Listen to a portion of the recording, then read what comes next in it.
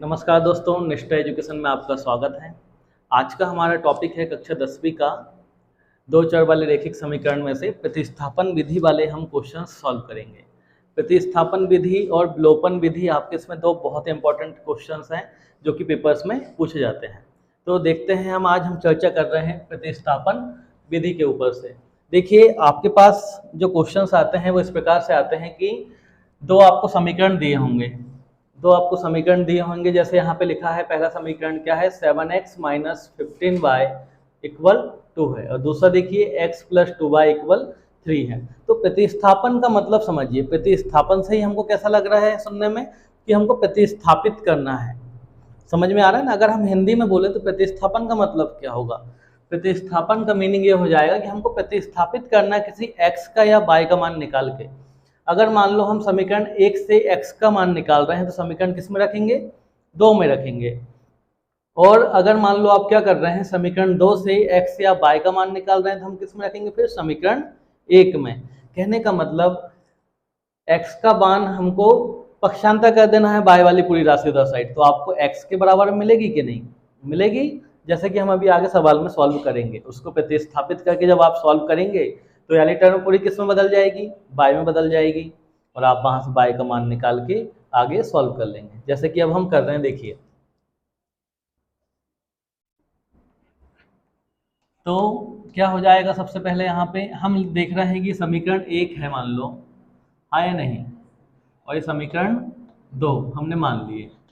आपको ये समीकरण छोटा वाला कौन सा दिख रहा है? यहाँ पे नीचे वाला दिख रहा था, हम इसको ही ले लेते हैं। समीकरण 2 से x प्लस 2y है, x प्लस 2y बराबर 3 है।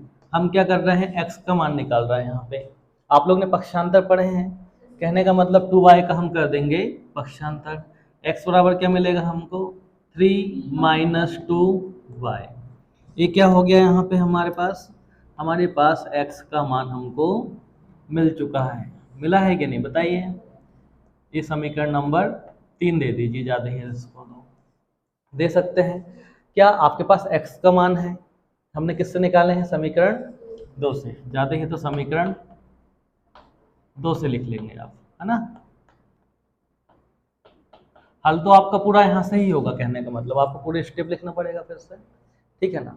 तो देखो, आपने क्या किया, पक्षांतर कर दिए हैं। अब आपको वाला मान किस में रखना है? समीकरण 1 में। समीकरण में 1 में इसलिए रखेंगे बेटा, हमने मान किससे निकाले हैं? समीकरण 2 से निकाले हैं। कभी भी ये मिस्टेक मत करना कि जिस समीकरण से मान निकाले हैं उसी में पुट कर दिए हैं, वैसा नहीं करना है। प्रतिस्थापन विधि ये बोलती है हमको कि अगर आप समीकरण मान 1 से निकाल रहे हैं, समीकरण 1 से, तो हम किस में रखेंगे? समीकरण 2 में। और समीकरण 2 से मान निकाल रहे हैं तो किस में रखेंगे? फिर समीकरण 1 में। इतना स्पष्ट है आप लोगों को? हाँ, ठीक है, आगे बढ़ रहे हैं हम। देखिए, यहाँ पे आप लोग लिख देंगे कि समीकरण 1 में मान रखने पर किसका मान रख रहे हैं? x का। तो यहाँ पे x लिख दीजिए ज़्यादा ही। समीकरण 1 क्या है पूरा बोलिए जरा। 7x माइनस 15y बराबर, ये लगभग 4 नंबर का प्रश्न आता है पेपर में, ठीक है ना? हाँ, अब देखिए, आपके पास x दिख रहा है कहीं पे? क्या यहाँ पे दिख रहा है? हम x की जगह क्या रख देंगे? 3 माइनस 2y, 3 माइनस 15y 2, ये हो गया। अब हमारे पास थोड़ी सी जगह कम पड़ रही है, इसका हम क्या करेंगे? इसके 2 सेक्शन कर ले रहे हैं, है ना? कोई दिक्कत तो नहीं? नहीं, ठीक है। यहाँ पे आ जाए तो यहाँ पे एक स्टेप और बढ़ जाएगी, बढ़ाइए। कितना हो जाएगा ये? 21 हो जाएगा, minus 14 by minus 15 by equal 2। इसका पहले तो 21 का पक्षांतर कर दीजिए इधर। 21 का पक्षांतर हो जाएगा, और ये माइनस 14 बाय और माइनस 15 बाय कितने हो जाएंगे बताइए? 15 दूनी 30 होता है, हो जाएंगे 29 बाय, मगर ऋण का निशान रहेगा। माइनस 29 बाय बराबर क्या हो जाएगा? 2 माइनस 21 माइनस 29 बाय, ये हो जाएगा हमारा कितना? माइनस 19, हाँ या नहीं बताइए। ऋण से ऋण उड़ जाएगा यहाँ पे, मतलब कैंसिल हो जाएगा, हो गया। बाय बराबर क्या आ जाएगा, बाय बराबर आ जाएगा 19/29 आ जाएगा क्या। ये तो हमारे पास क्या निकल गया, बाय की वैल्यू निकल गई है। अब हमको किसकी वैल्यू निकालना होगा, एक्स का मान निकालना है। एक्स का मान आप निकालना चाहें तो डायरेक्ट यहाँ से निकाल के रख दीजिए बाय में, बाय की वैल्यू है आपके पास, हाँ या नहीं। अगर इसमें नहीं रखना, समीकरण 1 में रख दो, 2 में रख दो या 3 में रख दो, जहाँ पे आपको लगे। मगर एक चीज देखिए, हमको सिंपल कहाँ पड़ेगा, समीकरण 3 में, हाँ या नहीं। कहने का मतलब एक चीज समझिए ना, हमको कहीं पहुंचना है, जैसे हमारा डिस्ट्रिक्ट क्या है, छिंदवाड़ा है, हमको कहीं छिंदवाड़ा जाना और आपको पता है कि 3 रास्ते हैं जाने के लिए, है ना, 3 रास्ते हैं। आपको पता है कि कुछ रास्ता कहीं पे खराब है, एक थोड़ा उससे और ज़्यादा खराब है, और एक रास्ता ऐसा जो बिल्कुल क्लीन है। तो हम किस में जाना पसंद करेंगे, जो बिल्कुल क्लीन हो और हम ज़्यादा जल्दी पहुंच सके और ज़्यादा आसानी से पहुंच सके, ऐसे ही ना बिल्कुल। तो हम क्या करेंगे, आपके पास 3 इक्वेशन दिख रही है यहाँ पे, जहाँ पे ज़्यादा कैलकुलेशन नहीं करना पड़े हम वहाँ पे वाला समीकरण लेंगे। तो आपको पता है आला समीकरण ज़्यादा इजी पड़ेगा, पड़ेगा ना, आएगा तो उतना ही मान सब में जितना एक्स का निकलेगा लास्ट में। तो हम क्या करेंगे, आला ले लेते हैं, समीकरण नंबर 3 बताइए जरा, ले लें समीकरण 3 से क्या करेंगे, समीकरण 3 बोलिए पूरा,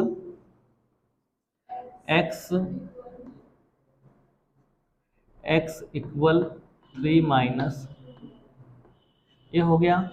अब बताइए मुझे एक बात जरा, क्या आपके पास बाई की वैल्यू है क्या, तो हम वहां पे पुट कर देंगे x इक्वल 19, नहीं सॉरी, हाँ यहाँ पे क्या जाएगा, 3 आएगा आपका, -2 और ये क्या हो जाएगा 19/29 हो जाएगा।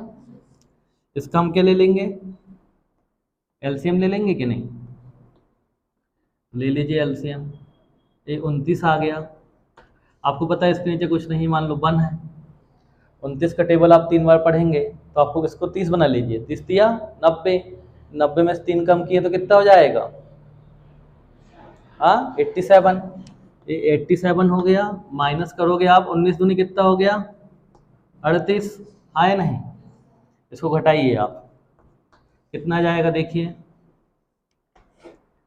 87 माइनस 38 कर लीजिए, ये हो गया आपका कितना 17, 17 में से 8 गए 9, और आपका 5 में से 3 गया 4 आ जाएगा।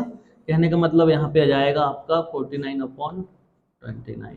ये क्या है, x की वैल्यू है हमारे पास, हाँ या नहीं। और क्या निकालना था आपको, x और y की वैल्यू निकालना था।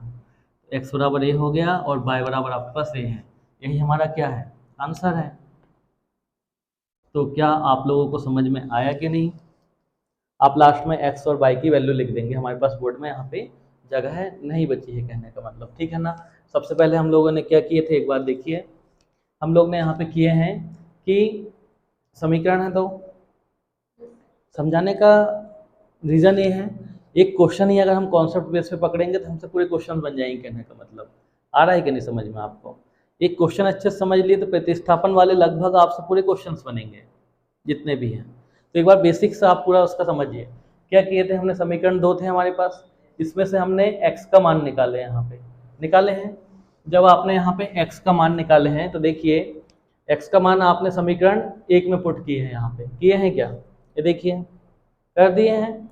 फिर इसका गुणा किए हैं, आपको तैयारी वैल्यू मिली है पूरी, इसका पक्षांतर कर दिया आपने उधर साइड, इसको जोड़े तो -29 बाय आ गया, आया है यहाँ पे।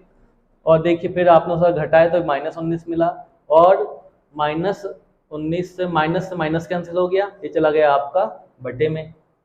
समीकरण 3 में देखिए, समीकरण 3 से हमने क्या किए, बाई की वैल्यू पुट किए हैं कि नहीं। यहाँ पे 29 था, इसका एलसीएम ले लिए, जैसे हम भिन्न वाले सवाल करते हैं कि नहीं, वैसे ही 29 था, आपको पता है इसका कुछ नहीं है, इसके बटे में हमने क्या मान लिए 1, 1 का भाग इसमें देंगे कितने बार जाएगा 29 बार, 29 का गुणा 3 में करेंगे 87, माइनस का -2 का पहले तो मल्टीप्लाई कर दो 38 हो गया, और आपको पता है 29 का 29 से भाग देंगे तो 1 ही आएगा, 1 का गुणा करोगे तो आपको 38 ही मिलेगा, ठीक है ना। इसको आपने घटाया, वो कितना मिला 49 मिला, हाँ या नहीं, मिला ना। और आपके पास x और y की वैल्यू है। यही प्रतिस्थापन विधि से ऐसे हमको सॉल्व करना है। तो क्या आप लोगों को समझ में आया ना? हाँ या नहीं? ठीक है। और जितने भी हमारे बच्चे लोग जो हैं मतलब ऑनलाइन देख रहे हैं, वो भी बहुत आसान तरीके से प्रतिस्थापन विधि के सवाल सॉल्व कर सकते हैं।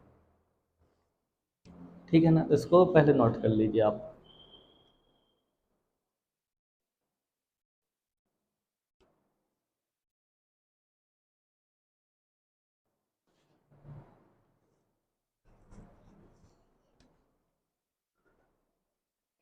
देखिएगा अगला सवाल क्या है हमारे पास। ये हम एनसीईआरटी की प्रश्नावली 3.3 का पहला प्रश्न सॉल्व कर रहे हैं अब, है ना, जो कि आपके बोर्ड पे लिखा हुआ है। ये प्रश्न है x प्लस वाई बराबर 14 और x माइनस वाई बराबर 4। इसको क्या करना है आपको? प्रतिस्थापन विधि से x और y के मान निकालना है। ठीक है ना? तो इसको सॉल्व करते हैं हम। देखिए इसको आप क्या मान लेंगे? समीकरण नंबर 1 और इसको समीकरण नंबर 2। हम यहाँ से क्या करेंगे? सबसे पहले समीकरण 2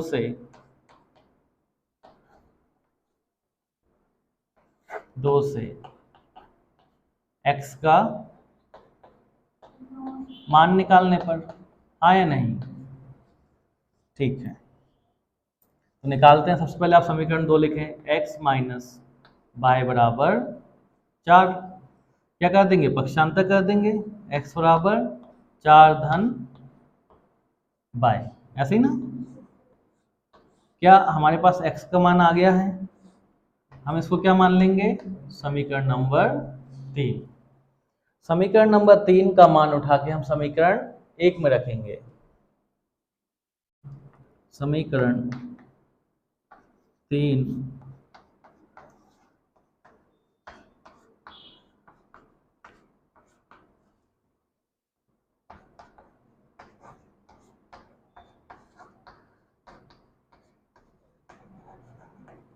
1 में रखने पर, है ना? अब आप एक चीज बताइए मुझे, आपका समीकरण नंबर 1 क्या है? यहाँ पे x प्लस वाई बराबर 14। इसको लिख लेंगे एक बार, हाँ, x प्लस वाई बराबर 14। अब आपको यहाँ पे कहीं x नजर आ रहा है? हम x की वैल्यू कहाँ रखेंगे? x की वैल्यू यहाँ पे रख सकते हैं हम, हाँ या नहीं? रख देंगे। तो क्या आ जाएगा बताइए? 4 प्लस वाई और एक वाई आपका आला चल ही रहा है, बराबर 14। कहने का मतलब कितना हो जाएगा?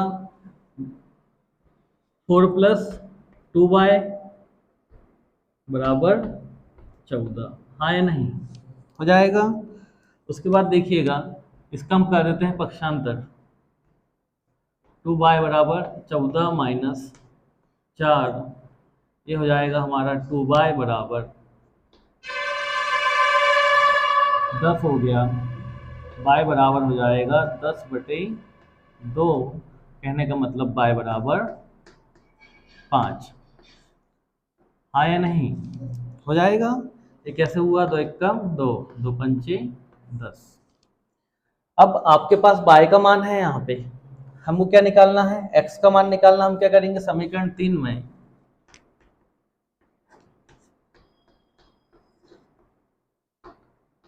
y का मान रखने पर,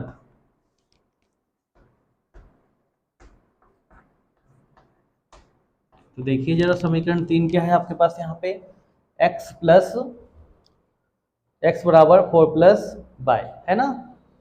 तो रख दें इसको हम। क्या जाएगा बोलो? x बराबर 4 प्लस वाई, x बराबर हो जाएगा, y का मान कितना है हमारे पास? 5 है, तो x बराबर कितना जाएगा? 9। ये हमारा क्या हो गया? आंसर हो गया। x की वैल्यू 9 आ गई, अब y की कितनी आ गई है? 5। अब ये तो ठीक है। अब मुझे मान लो चेक करना है क्या हमने सही निकाले हैं कि नहीं। मान कहने का मतलब हमको चेक करना है, ठीक है कि नहीं? x और y की जो वैल्यू निकली है ना, समीकरण 1 में रख के देखो आप। हम ये चेक कर रहे हैं कि जो x और y के मान निकले हैं सही है या गलत है। तो देखो जरा कहीं जगह बचती होगी तो यहाँ पे बता रहा हूँ बेटा मैं, है ना, चलेगा ना। ठीक है, देखिए समीकरण एक क्या है आपका, x प्लस वाई बराबर 14 है। अब देखिए x का मान कितना है आपके पास 9, y का 5 बराबर 14, ये जोड़ेंगे तो कितना जाएगा 14 बराबर 14। कहने का मतलब हमने जो आंसर निकाले हैं x और y के वो सही है। ठीक है, तो इस प्रकार से क्वेश्चन आपको सॉल्व करना है। तो मुझे ऐसा लगता है कि बन जाएगा आप लोगों से। तो कॉन्सेप्ट पकड़ पाएंगे नहीं आप कि करना क्या है करके, है ना। तो ठीक है, इसको नोट कर लीजिए जरा, और कहीं पे भी अगर आपको दिक्कत हो तो एक बार पूछिए। नहीं है, ठीक।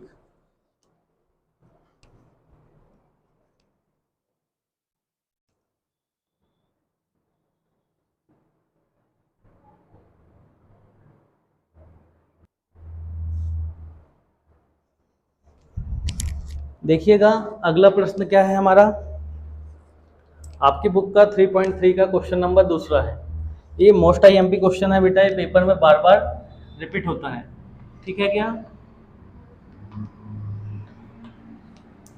तो देखिएगा क्या लिखा है यहाँ पे, 2x धन 3y बराबर 11 और 2x ऋण 4y बराबर ऋण 24 को हल कीजिए और m का वह मान ज्ञात कीजिए जो y बराबर mx प्लस 3 हो। मतलब हमको x और y का मान निकाल के यहाँ पे रखना है। जब आप y और x का मान रखेंगे तो हमको क्या मिलेगा, m का मान मिल जाएगा। ठीक है ना, करना कैसे ही है, वैसे ही प्रतिस्थापित करके करना है। क्या आपके पास दो समीकरण है, तो पहले हम समीकरण ले लेते हैं। चलिए बोलिए, समीकरण नंबर एक क्या हो जाएगा अपना, 2x प्लस 3y इक्वल 11। समीकरण नंबर एक। दूसरा क्या हो जाएगा, 2x ऋण -24। क्या इसमें 2 का भाग चला जाएगा कि देखिए जरा, मुझे ऐसा लग रहा है चला जाएगा। दे देते हैं, 2 एक कम 2, है ना, 2x। बताइए जरा ये क्या हो जाएगा, x ऋण 2y अपर -12। ये समीकरण नंबर 2 हो गया ना। आप यहाँ पे ऐसा लिख लेना कि इसमें हमने क्या किए हैं, इसको डिवाइड कर दिए, किससे, 2 से कर दिए है ना। ठीक है, तो अब देखिए हम इससे x का मान निकाल लेते हैं समीकरण नंबर 2 से। समीकरण 2 से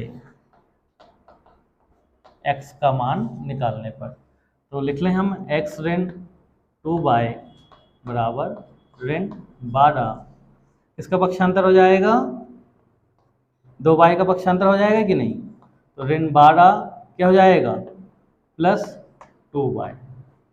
क्या हमको x का मान मिल चुका है, हाँ या नहीं।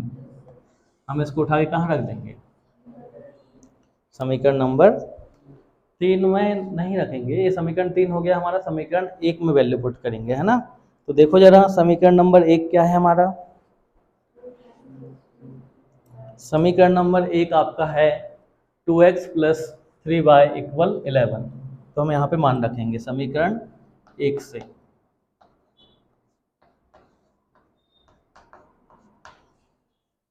क्या हो जाएगा, 2x प्लस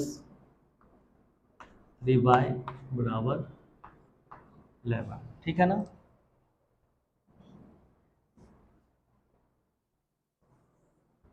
रखिए मान यहाँ पे। जब आप रखेंगे x की जगह पे तो क्या हो जाएगा, 2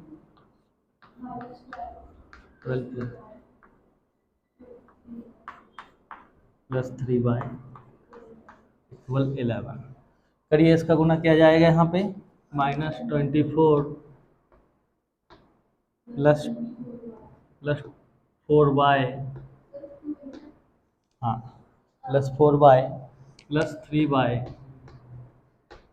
इक्वल हो जाएगा 11। हो जाएगा ना,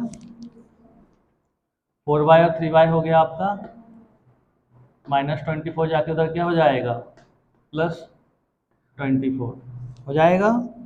तो y बराबर क्या मिल जाएगा आपको, ये हो जाएगा 35 बटे 7। जब आप इसको सॉल्व करेंगे आपको कितना मिलेगा, 5 आ जाएगा। तो y बराबर 5 हो गया।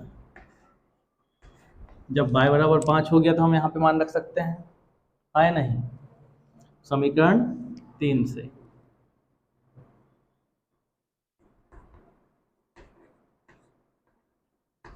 क्या आप लोगों को इतना समझ में आया है?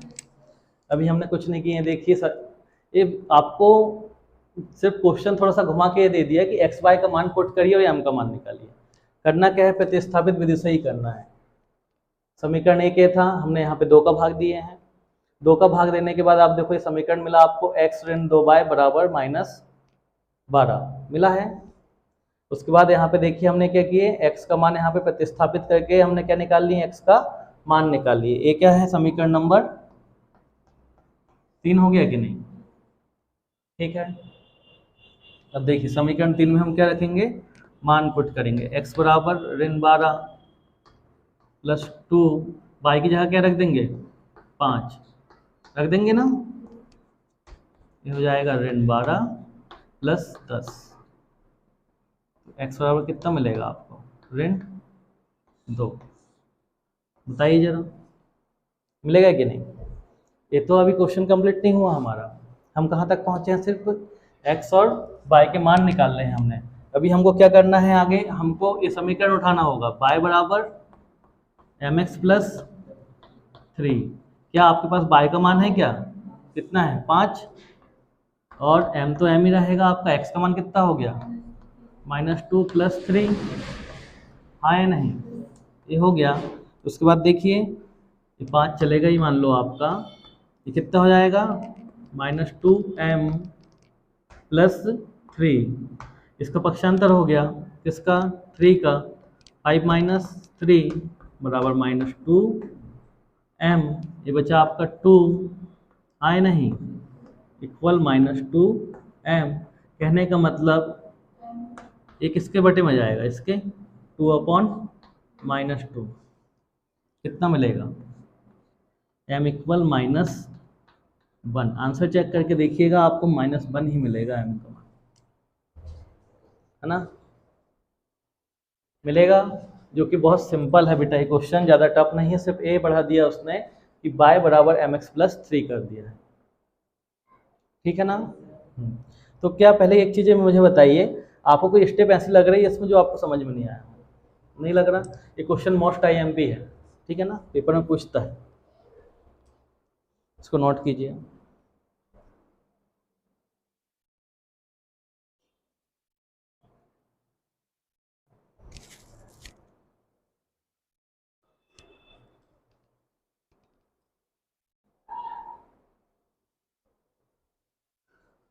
और जो भी बच्चे लोग हमारे YouTube चैनल से ऑनलाइन स्टडी कर रहे हैं, मैथ्स में आपको बिल्कुल यूनिट वाइज क्वेश्चंस मिलते रहेंगे, उपलब्ध होते रहेंगे, और इसमें कोई चार्जेस नहीं है। आप लोग इसको बिल्कुल वॉच करते रहें और मैथ्स आप बहुत आसानी से सीख सकते हैं हमारे चैनल के माध्यम से। धन्यवाद दोस्तों।